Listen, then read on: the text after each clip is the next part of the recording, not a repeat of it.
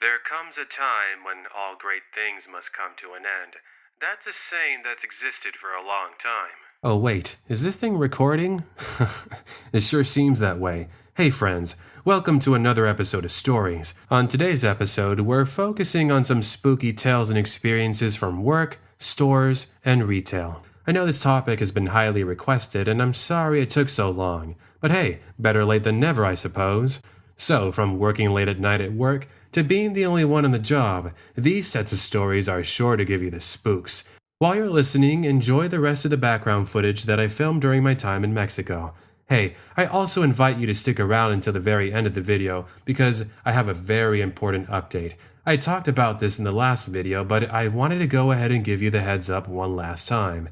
With that said, sit back, relax, and enjoy the stories. I'll see you a little bit later. Story number 1. Late night convenience store in the middle of nowhere. Retail. Yeah, either you work in it or you don't. It's a great way to get experience in customer service, but that doesn't mean it always goes according to plan. For you see, I was working at a 24-hour convenience store out in the middle of nowhere in Kansas. We are located right next to an old highway where we're the only stop for at least 50 miles. For the most part, we would get people who stopped to use the restroom. It was either that or pick up some snacks for their trip. Anyways, there was one evening in particular I won't soon forget. Seeing as we're open all day and night, I of course was in charge of working in the evenings. This would mean I would drive an hour to work and I'd arrive at around 8 p.m. I would then work until 3 a.m. until my coworker arrived. Now, in case you're wondering why I work so far away, it's because my uncle's friend owned this place. You see, I didn't really have work experience, so it was perfect. Nice thing was I didn't even have an interview for the job. He just told me, "Okay, just come in tomorrow and I'll show you how everything works." Fairly easy, and besides, I really wanted to save up to buy things. Moving on, I arrived a bit earlier than normal with my coworker Jonathan telling me about the day. Yeah, it was fairly easy today. I got a couple of people come in to fill up their car and use the restroom, but that was pretty much it. Oh, just so you know, the restroom in the back isn't working properly, so I called a plumber to come check it out. Just a heads up. He then checks out and I take over for the night. For the first couple of hours it was quiet. You would occasionally see cars driving by, but none of them would stop. Sweet, I thought to myself. The less people I have to deal with, the better. An hour or so later, the plumber arrives and begins working on the restroom at the back. We will call him Albert. Okay, well with that, he's now working and I take the time to stock the shelves with the new items we received. I'm in the process of cleaning and fixing things up when I hear the bell at the front door chime. Seems a customer has just entered, so I go to greet them and I'm welcomed with a fairly large man. He looked like a football player. Seriously, he was a giant. He seemed friendly as he walked in and gave me a hello, albeit with a strange smile. Whatever, you get that sometimes. I return to putting up the last bit of chips on the shelf, and that's when the man walks over. Hey, where do you sell your drinks at? Oh, right over there in the corner. You can't miss it. He heads over there, and I return to the cashier box to get back to watching Rocco's Modern Life on my phone. Seconds turned to minutes, as the guy who just entered had been gone for a long while. Sadly, the camera pointing down the aisle wasn't working, so it's not like I could have looked from where I was. I never saw him exit the store, so I knew he was still in the building. And yes, no other customers have shown up. Wondering where he was, I get up and head over to the back of the store, and guess what he's doing? There he sat drinking a Dos Equis with a bunch of other bottles on the ground next to him. Excuse me, sir, but you can't be doing that. You're gonna have to pick those up and pay for them, you know. He ignores me for the first 10 seconds or so, and that's when he looks up at me and tells me to be quiet. He then takes out one of those utility pocket tools with all the different sharp blades. I start sweating as he waves them at me and starts to get up, albeit he's stumbling around from one too many drinks. You know what? Why don't I go ahead and take all the money you have while I'm at it? Now, we do have a button that we can press that'll automatically phone the police. The thing is, it's right underneath the front countertop where I was standing.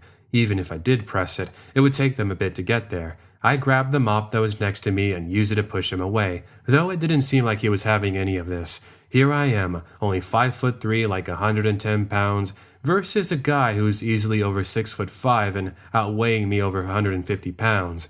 I felt that at any moment it was the end.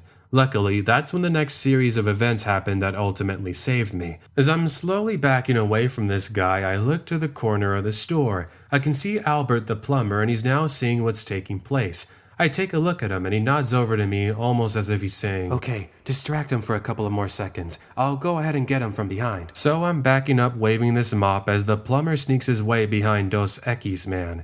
Seconds later, bam! Plumber smacks the utility pocket tool out of his hand. He tackles him down. I guess by this point the stranger was out of it because Mr. Plumber was able to get a hold of him. This doesn't last long as he loses his grip and he takes off running into a nearby running van. He then takes off into the night, knocking out a poor sign on his way. Oh well, it's not like we needed it anyways.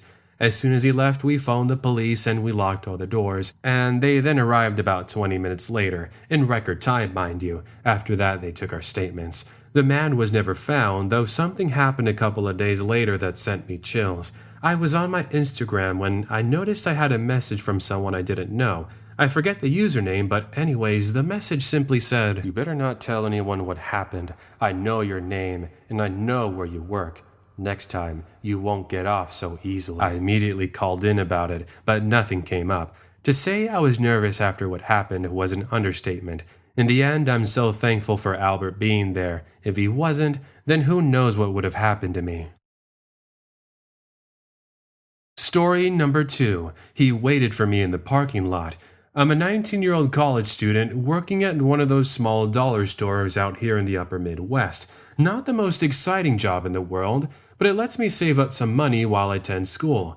Due to my schedule, I work in the evenings, usually until closing, which is about 10 p.m. Considering how the store is, it's not surprising to find only 1 or 2 of us working at the same time. The night this happened, it was just my supervisor and myself, though my supervisor was busy taking care of business somewhere else, so it was just me in the actual building. With that bit of background information out of the way, let's get into what actually took place. It's about 9 p.m. and closing would start in about 40 minutes. In the store at the moment was myself and a couple of other families getting their Christmas shopping done. So there I was checking out the items for customers when this guy who I'd say was in his early 30s steps into the store. Something about him, however, caught my attention as I was charging the customer in front of me. Perhaps it was the way he walked in, or maybe it was because of how suspicious he looked. He was wearing an oversized coat, with sunglasses and a scarf covering his face. Yeah, not suspicious at all, am I right? I digress. The point is, I made sure to keep an eye on him. 2 more families are now checking out, and about 5 minutes later, the store falls silent. You can hear All I Want for Christmas playing in the background as the man from earlier walks up to the cashier's box. That's where I was. "Good evening. How you doing?" "Oh, I'm doing fairly okay, sir. Was there something I could help you with this evening? By the way, we'll be closing soon." "No worries. I was wondering if you could help me with something in the back." I don't know, but the way he talked really made it seem like he had other intentions here. Reluctantly, I responded by saying, Sure, show me what you needed help with." As we make our way to the back of the store, he begins with some small talk. Things like how old am I, where I live, what school I go to, etc. I wasn't comfortable answering, so I just joked around saying, "Oh, sorry, sir. Company policy says we can't give out that information while we're working." "Oh, so then you can give me your information after you're done with work?" "Awesome." Not awesome. I guess this guy couldn't really take a hint. I wasn't about to just give my personal information to a random stranger. If I wasn't nervous before, I sure am now. Anyways, we head to the back where all the cards are at. Really, he needed help with this? Whatever. He picks out a card and we head to the cashier box and he pays. But wait, it's not over just yet. Oh no, my friends, there's more to it.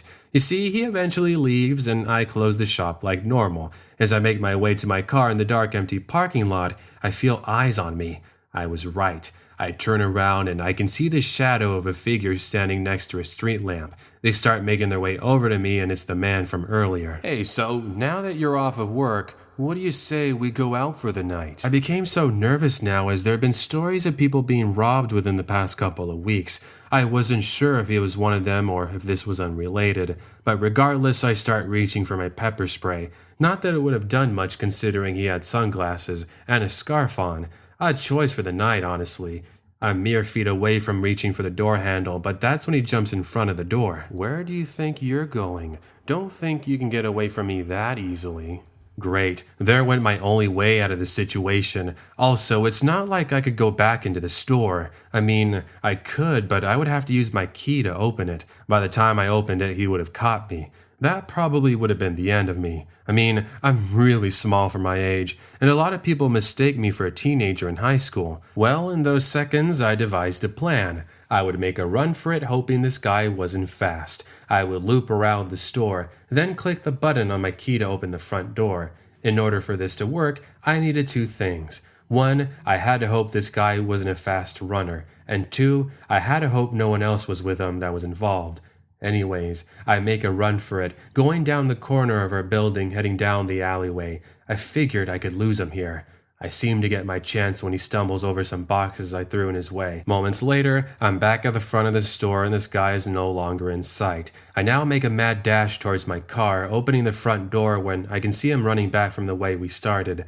Luckily, by this point, he was far enough for me to get inside before he had a chance to grab me. Of course, like any situation like this, it's just my lucky day. The car wasn't starting. Brilliant. So I start to struggle to get the car to start, and he finally reaches me and begins knocking on the windows.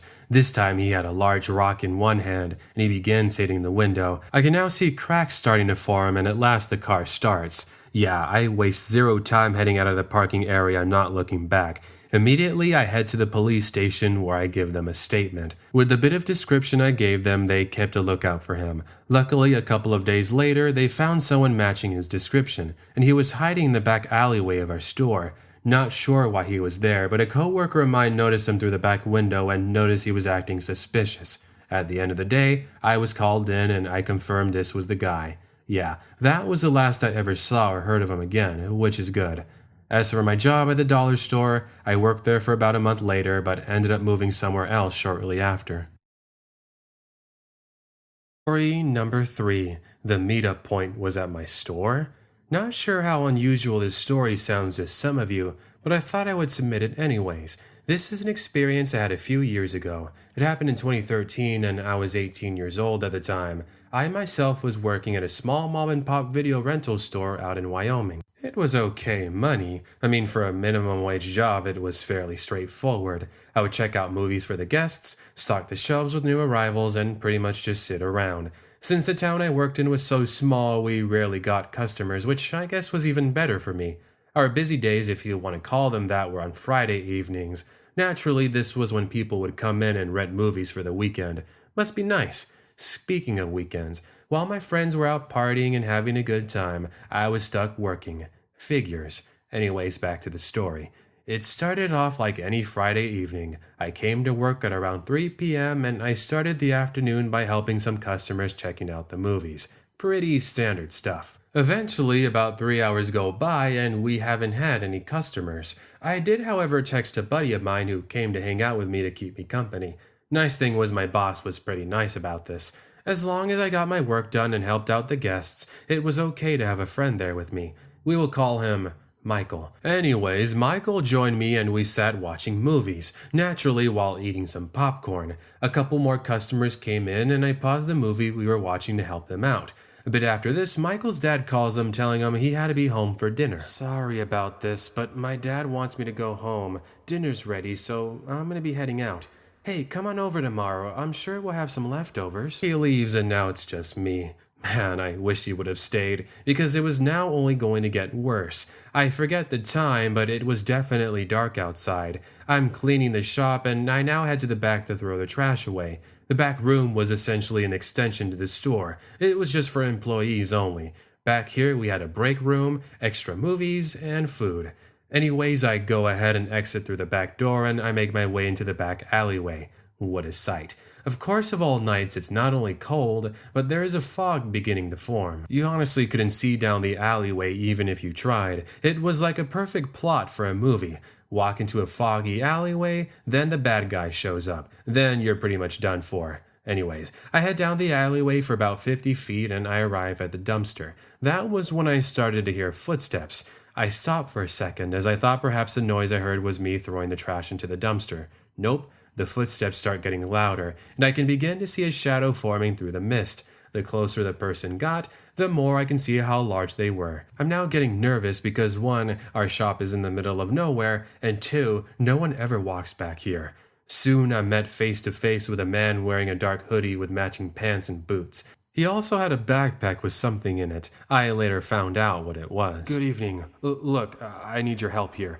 I lost my phone. Do you mind if I use your phone? Normally I would have said, sure, why not? But something about him felt off. I guess it was just a natural instinct telling me to ignore him. He seemed really nervous and like he was hiding something. Still, he was in my way. He was now right by the door to the store and I was still needing to get inside. I don't think he knew it was an entrance because of how dark it was. Also, the door itself was closed. I now tell him, sorry, but I don't have a phone on me. Obviously, it was a lie. Then do you mind if I use the phone in the store? So as not to escalate things, I tell him to go to the front and wait for me there by the entrance. He wasn't having any of this. He demanded I let him use a phone, claiming he needed someone to pick him up at this exact spot. I was confused. We make our way to the front of the store, but before we enter, he says, do you have any cameras in the store?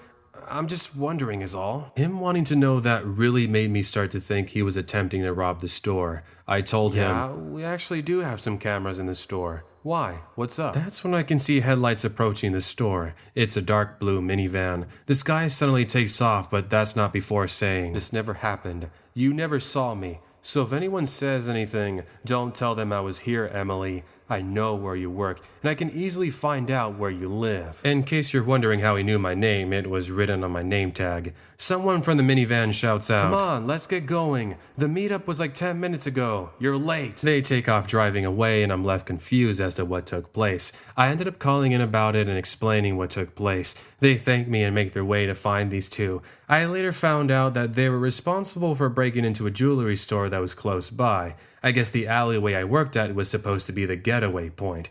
Not sure why, but hey, that's them, not me. I guess they weren't exactly the smartest individuals because they were eventually found. What really gets to me is thinking what might have happened.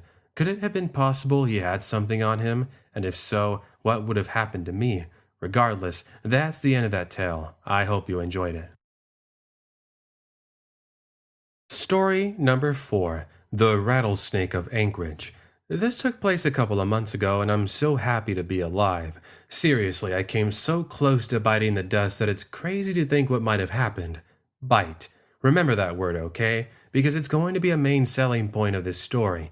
Anyways, as a bit of background, I work for a moving retail business out here in Anchorage, Alaska. The job was physically demanding. It would require us to sometimes work up to 12 hours a day.